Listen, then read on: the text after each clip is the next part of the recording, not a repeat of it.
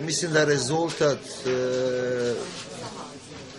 nekom ovako možda pogledam malo i previsoko, onako kako je bilo stanje na terenu, pogotovo prvo povreme.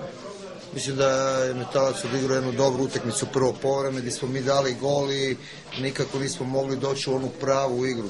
Čak je Metalac imao dve šanse, jedno čak i 100% posle prekida. Znači, prekid su naš problem i morat ćemo ponovno, kao što se rekao, puno raditi na tome. Ali mislim da posle drugog gola da je Crvena Zvezda potpuno bila superiornija i onda je bilo to samo pitanje koliko će Zvezda na kraju pobediti. Mislim da su moji momci drugog povremena stvarno odigrali super kvalitetno, dali još 4 gola. Bila dobra atmosfera, naši navijači su opet došli, mislim da su mogli gledati jedan dobar fudbal i na kraju kraja moram čestitati mojim momcima na jednom super rezultatu i sigurno nam je to postoji za ovo daljnje prvenstvo i daljnje utakmice koje nam dolaze.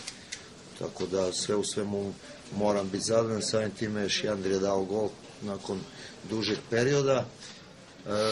Mi smo primili gol, što je isto vrlo bitno, i na kraju čestitke mojim momcima na jednoj zasluženoj pobjedi. Pa svako pozitivan utisak posle ovakve jedne igre i pobjede, ubedljivog drugog poluvremena na teškom gostovanju, bez obzira na poziciju protivnika. Mislim da su stvarno kompaktna ekipa koji su danas odigrali pravu mušku utakmicu. Mislim da smo zasluženo ubedili uz sav kvalitet koji smo pokazali i na kraju ispratili domaćina, to je nas sa 5 golova u mreži.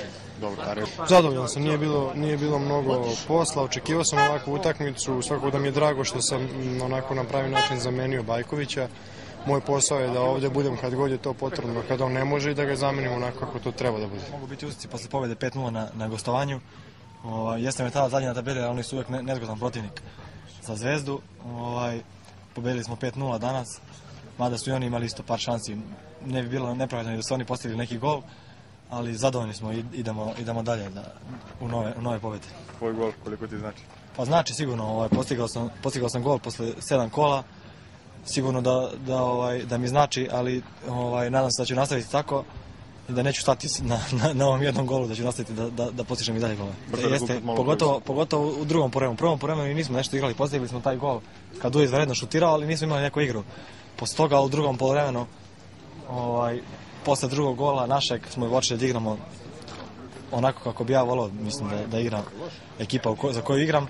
I sigurno da imali smo i šansi i postigli smo i na kraju 5 golova i pokazalo se da smo odlično igrali drugo povreme. Prvi gol bio najlepši, zašto bio teška pozicija i prvi gol zašto mi damo ranije gol i to bio lakši post. Malo one udari bez lopta, to nije baš i žao, ali šta, tako je igra, tako je fudbal. I osjećam se dobro i za sljedeću utakmicu.